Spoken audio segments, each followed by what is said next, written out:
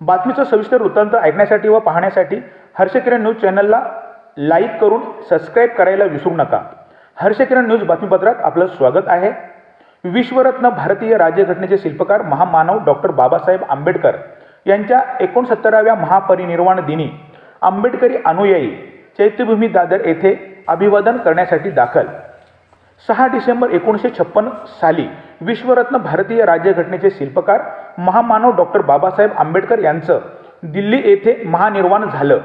त्यांचे पार्थिव मुंबई येथील त्यांच्या निवासस्थानी राजगृह येथे आणण्यात आले।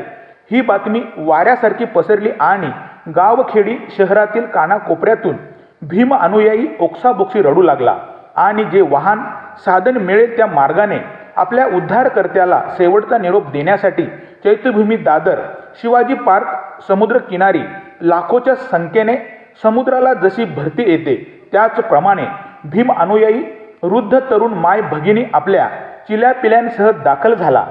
समुद्रालाही हेवा वाटावा असा जनसमुदाय भीमाचा चेहरा पाहण्यासाठी आणि अभिवादन करण्यासाठी आसुसला होता। कवी म्हणतात, काळाने घात केला कोटीचा बाप गेला, लय दुरुनी आलो अश्रूंनी चिंब झालो, क्षणभर चितेजवळ राहू द्या, चेहरा भीमाचा पाहू द्या हो, क्षणभर चितेजवळ राहू द्या, चेहरा भीमाचा पाहू द्या।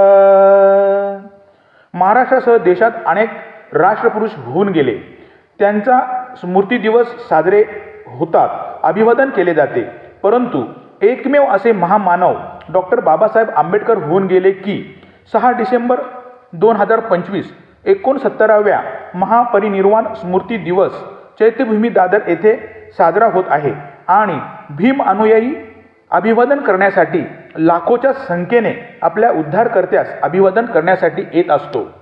महाराष्ट्राचे माजी मुख्यमंत्री उद्धव ठाकरे आदित्य ठाकरे यांनी चैत्यभूमी दादर येथे 6 डिसेंबर 2025 रोजी भीमाला पुष्पहार वाहून अभिवादन केले। विशेषतः या महापरिनिर्वाण दिनी चैत्यभूमी दादर येथे बुद्ध फुले शाहू डॉक्टर बाबासाहेब आंबेडकरांचे आदर्श विचार देणारी पुस्तके, विविध प्रकारच्या मूर्तींचे स्टॉल लावले जातात आणि या ठिकाणी आलेला भीम अनुयायी महापरिनिर्वाण दिनी त्या चैत्यभूमीवरून भीमाला मानवंदना देऊन अभिवादन करतात आणि पुस्तकरूपी विचार घेऊन जातात। हीच खरी भीम अनुयायांची भीमाला मानवंदना अभिवादन होय।